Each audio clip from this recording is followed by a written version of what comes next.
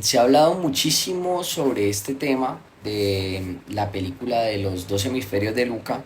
y vengo a dejar mi humilde opinión, no solo como fonoaudiólogo que maneja el área de la disfagia en un paciente con parálisis cerebral, como es el caso de este tipo de pacientes como el protagonista de esta intrépida película, sino que además de eso, pues como epidemiólogo también tengo que dar mi punto de vista sobre tratamientos novedosos y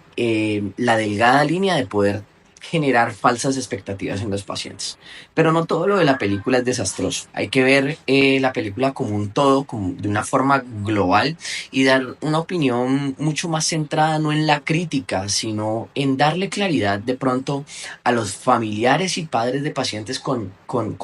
hijos con estas condiciones, es que debemos hacer un uso muy responsable de la información que se puede diversificar en temas audiovisuales como las películas, las redes sociales y cualquier versión de toda historia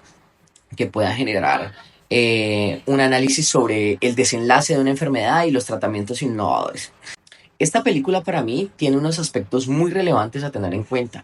La primera es que un niño con parálisis cerebral es un niño que debe estar rodeado de una familia 100% comprometida. Me gusta mucho cómo muestran la imagen de unos papás, y hablo aquí como papá primero, de unos papás 100% comprometidos, luchando por encontrar una cura o un tratamiento adecuado para su familia. En una de las partes de la película, la mamá es clara y concisa sobre, está conversando con alguien que le habla sobre un posible tratamiento y en ese punto ella dice, la condición de Luca es irreversible y lo único que estamos intentando hacer es que su enfermedad no avance. Ese es un punto muy a favor de cómo la mamá está centrada sobre el pronóstico real de su enfermedad, de su hijo como tal,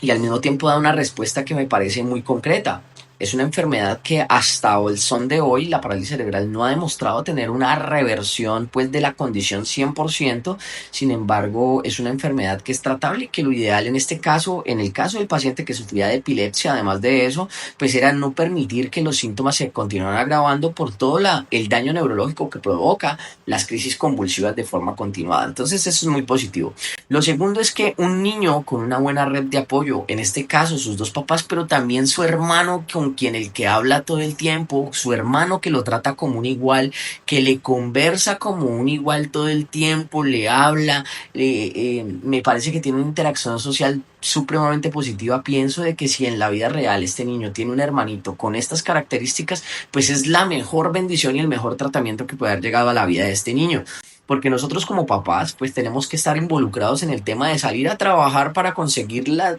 plata de mantener todo un sostén terapéutico que lamentablemente en muchos países del mundo, y hablo propiamente de Colombia, nuestros niños no tienen un tratamiento continuo y adecuado porque la red de acceso de calidad a servicios de salud en pacientes con enfermedades crónicas es muy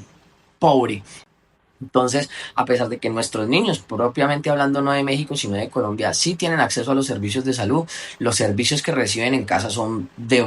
muy pobres, tiempos de tratamiento muy reducidos porque el sistema ha llevado a que lastimosamente funcione de esta manera. No son los profesionales, no es que hayan unos buenos y unos malos profesionales, es que el sistema ya trabaja como una máquina de engranaje que solo ve el dinero. Entonces, pienso de que el hermano que interactúa con este niño está todo el tiempo bombardeando de estímulos sensoriales ese cerebro de este protagonista, de este luchador, que son supremamente positivos para el aspecto terapéutico.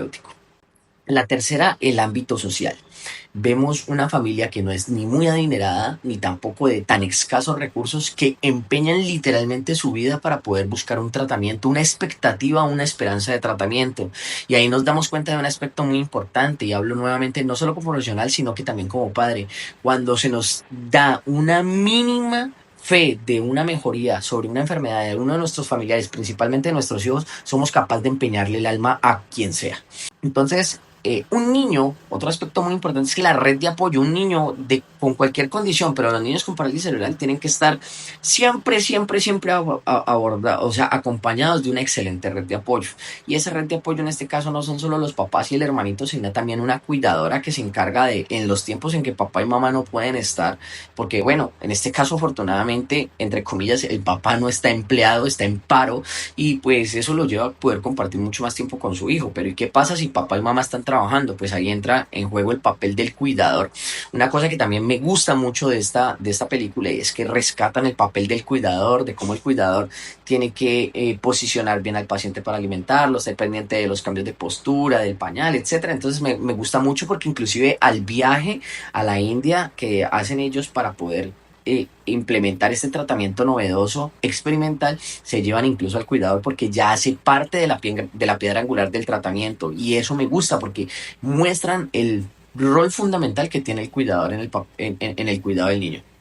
Ahora bien, vamos a hablar sobre los aspectos delicados de poder generar falsas expectativas y de hablar de tratamientos que tal vez no tengan la suficiente evidencia científica. Yo soy magíster en epidemiología y una de las cosas o las frases que mis docentes más me dejaron marcadas en la maestría que hice es: la ausencia de evidencia no es evidencia de ausencia. ¿Qué quiere decir eso? De que si el Cytotron, o como se pronuncie en inglés o en español, es un tratamiento que hasta el día de hoy no tiene demostrada la evidencia científica de que sea un tratamiento exclusivamente para manejar pacientes con parálisis cerebral y curarlos, como nos quiere dejar como esta enseñanza en la película al final, pues tampoco podemos decir que no funciona. Entonces lo primero es que el hecho de que hoy en día no haya evidencia de que el aparato funcione no quiere decir que no funcione. Lo que pasa es que tenemos que andar con mucho cuidado, y más cuando se trata de población infantil y también de población oncológica, porque ahí hablan de que la mayor evidencia que tenía el aparato experimental era como en tratamientos de pacientes oncológicos. Pues esta es una población altamente vulnerable, no solo el paciente oncológico, sino también el paciente pediátrico y en condición de discapacidad aún más. Entonces, es muy importante entender que todo tratamiento experimental debe llevar un proceso para poder ser aprobado, en este caso por la FDA o por los diferentes pues organismos a nivel mundial que se encarguen de vigilar que estos tratamientos sean realmente certeros y no generen falsas expectativas en los pacientes, que sean efectos placebo y que finalmente se hagan unas inversiones multimillonarias en salud sobre un aparato que finalmente tal vez no genere los resultados que se esperan. Por eso es muy importante aquí el llamado a los familiares de pacientes con potenciales enfermedades oncológicas o potenciales enfermedades como la parálisis cerebral, que el Cytotron todavía no está probado, ya que el tratamiento de un niño con parálisis cerebral debe ser multidisciplinar, que todavía al día de hoy no existe un tratamiento de un aparato mágico que resuelva todos nuestros problemas, y de que en el afán de la búsqueda de soluciones de enfermedades crónicas como las de la parálisis cerebral, la ciencia todo el tiempo está interactuando con nuevas tecnologías pues para poder buscar soluciones, pero hasta que esto no sea una realidad aprobada, esto simplemente queda en la ficción y en una anécdota que la escritora del libro pues y quien junto a Luca es la protagonista de la película, que es su madre, quisieron simplemente dar como una enseñanza de su historia, de cómo funcionó en particular en ese niño, pero el hecho de que funcione en un niño no significa que va a funcionar en 1000 o en 10.000, que esa es la expectativa que uno se espera con un tratamiento, ¿no? Que pueda ayudar en masa y no de forma individualizada de manera particular. Entonces es muy importante que tengamos este mensaje aquí, que andemos con cautela. Y por último, soy una persona que todo el tiempo trata pacientes con disfagia. Les quería comentar de que esta escena es una escena que a mí me llama, bueno, en realidad dos escenas,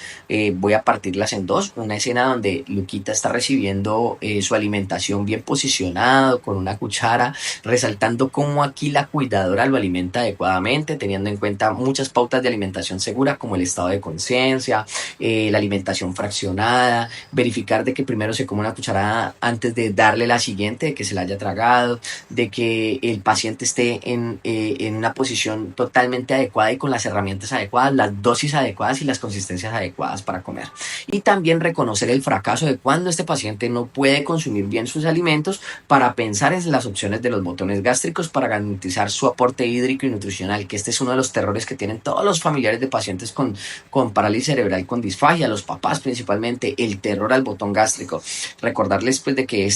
en este tipo de condiciones condición neurológica lo que pretende es garantizar el aporte hídrico y nutricional mientras el niño crece y recibe el aporte terapéutico multidisciplinar que pues según su condición de base necesite. Y por último, en esta otra escena, mostrarles cómo no se debe alimentar a un paciente que tiene las condiciones como las que tiene Luquita, donde está totalmente acostado, se está recibiendo dosis continuas con un biberón,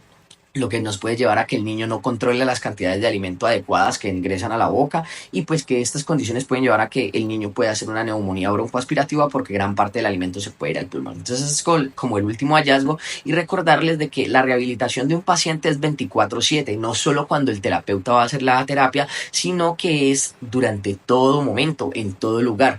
Porque es importante, miren estas posiciones de la cabeza del niño en sus momentos de reposo. Está en una posición totalmente inadecuada que lleva a que los músculos de la garganta y del cuello empiecen a hipotrofiarse, a debilitarse y esto nos lleve a que la deglución se haga débil, nos deje residuos en la garganta y por muchos cuidados que tengamos durante la alimentación, el paciente finalmente termine desarrollando una disfagia por desacondicionamiento, el desuso de intentar hacer que el niño sostenga su cabeza y claramente pues esto nos lleve a que haga una disfagia y por ende una neumonía o un cuadro de nutrición y deshidratación. Estos son como los aportes que tenía yo como profesional que hacerle a la película. Pienso de que quienes crearon esta película no buscaron nunca generar una falsa expectativa hacia los cuidadores y familiares de pacientes con parálisis cerebral, pero sí nosotros los profesionales de la salud sí tenemos que hacer un llamado, un fuerte llamado a que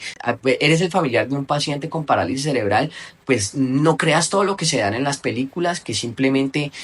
sepas que hay actos de ficción durante los mismos actos de la película, que ahí inclusive la película lo comenta, algunos actos fueron ficcionados para pues entramar a la gente con la película y que con nuestros niños no podemos experimentar y siempre el llamado es ir a con nuestros neurólogos, nuestro médico de cabecera y que hagamos tratamientos costo efectivos pero siempre basados en la evidencia científica. Soy Alejandro Sandoval y espero que esta reseña les haya gustado. Chao, chao.